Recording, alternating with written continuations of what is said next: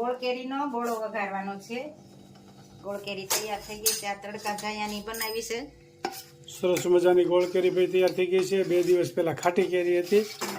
આ બીજી રેસીપી છે આઈટમ કેરીની જ, પણ આ ગોળ કેરી છે, ઓલી ખાટી કેરી હતી। બહેનો બધી ખૂબ સરસ મજાની કોમેન્ટ કરે છે। બધી બહેનોનો ખૂબ ખૂબ આભાર। આમાં 1 કિલો ગોળ કેરી હોય ને એટલે 1 કિલો ગોળ નાખવાનો। બરોબર, સાસણી આવે ને ત્યાં સુધી તડકી રાખવાની। બરોબર। અને આપણે બોળો વઘારવાનો છે। આ લવિંગનો ને તજનો ભૂકો કરી નાખશું, મિક્સ કરી ખરી જાય પછી બોળો। તેલ મૂક્યું છે। આમાં ધાણાના કુરિયા અને રાઈના કુરિયા થોડા અને ધાણાના કુરિયા ઝાઝા। ધાણાના કુરિયા ઝાઝા ગોળ કેરીમાં હોય ને એટલે સરસ લાગે।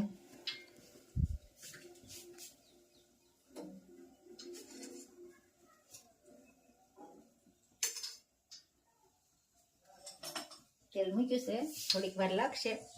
લવિંગ નાખ્યા છે અને આમાં પછી તીખું ખાવું હોય ને એટલું ચટણી નાખવાની, મિક્સ કરવાનું। અને તેલ તો બોળા પૂરતું જ જોઈએ, આમાં બોળ વધારે ન જોઈએ ખાટી કેરીની ઘોડે।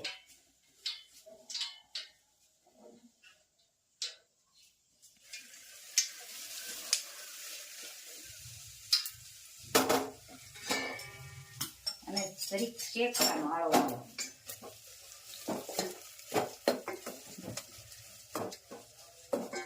એટલે બોળો કડકડિયા થઈ જાય સરસ। અને આપણે ખાંડશું, ખાંડી મિક્સ કરશું તજ અને લવિંગ।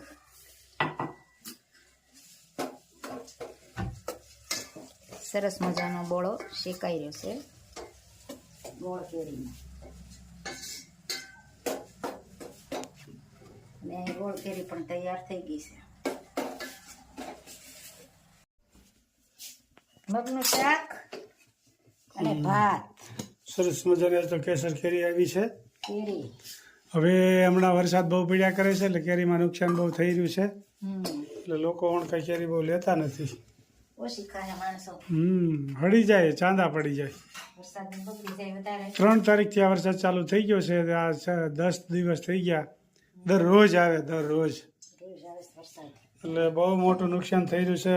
ઉનાળુ પાક બધો જાર, બાજરી, તલ તમામ પાકોમાં મોટું નુકસાન થઈ રહ્યું છે। ઉનાળુ પાકમાં કેરીમાં નુકસાન થઈ રહ્યું છે। કેરીમાં હવે થોડા દિવસ આમને વરસાદ ચાલુ રહે તો ચાંદા પડી જાય, ચાંદા પડી જાય, બગડી જાય, હમ અને મોળે પણ પડી જાય, સ્વાદિષ્ટ ન રહે। સ્વાદ હોય એવો ન રહે।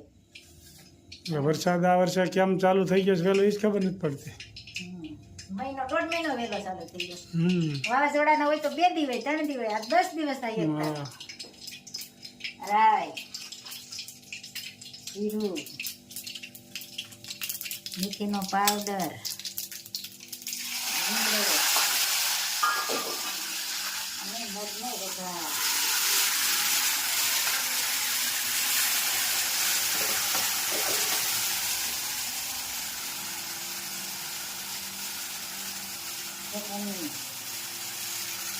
ચટણી, હળદર અને ધાણા જીરું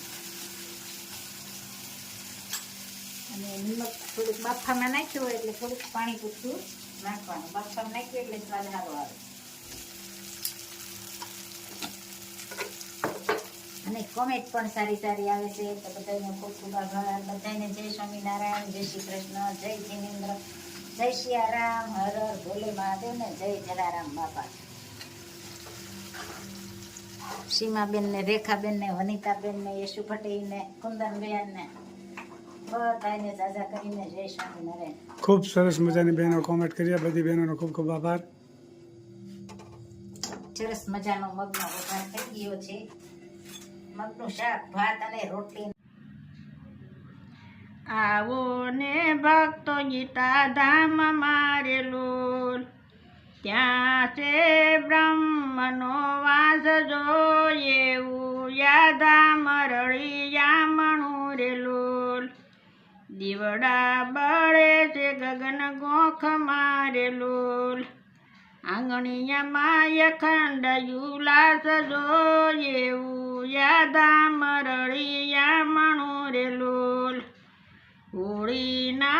કાનવ ભાળીએ રે લોલ દાડે દિવાળી વરતાય જો એવું યાદા મરળિયા મણું રે લોલ પેડ કે બ્રીટી નથી ભાખતા રે લોલ આવે એ અમર બની જાય જો એવું યાદા મરળિયા મણું રે લોલ આવો તો શુદ્ધ પ્રેમે આવજો રે લોલ જોય ને હરિહર ખાય જો એવું યાદા મરળિયા મણું રે લોલ જન્મ મરણ સપ્યા જગને રે લોલ એકતાના ઘર બગવાય જો એવું યાદા મરળિયા મણું રે લોલ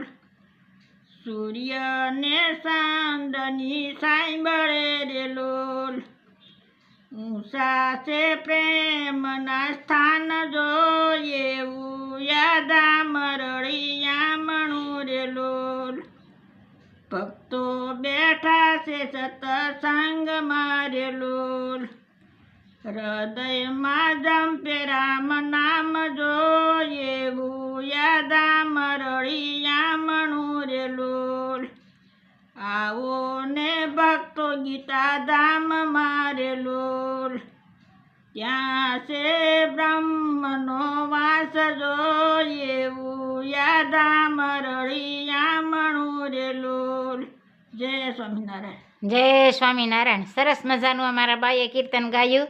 એવું આ ધામ રળિયા મણું રે લોલ આવો ને ભક્ત ગીતા ધામ મારે લોલ.